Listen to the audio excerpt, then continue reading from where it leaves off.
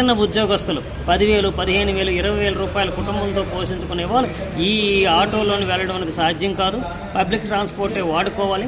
ఇటువంటి టైంలోని ఈ మహానాడు వీళ్ళు పెడతా ఉన్నారు. ఇవన్నీ కూడా లెక్కల్లోకి పరిగణలోకి తీసుకోవాలి. ముఖ్యంగా ఆరోగ్యశ్రీ కానీ, లేకపోతే అమ్మ ఒడి లాంటి కార్యక్రమాలు కానీ, అంటే తల్లికి వందనం పేరు మార్చారు.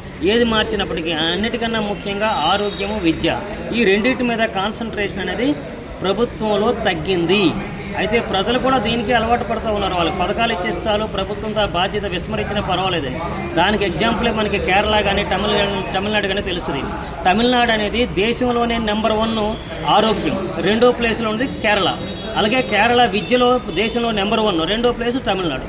ఈ రెండు దగ్గర కూడా అధికార పార్టీ ఓడిపోవడం ఏంటంటే ఇది అమలు కాని పథకాలు, ఆ పథకాలకి నమ్మడం అనేది.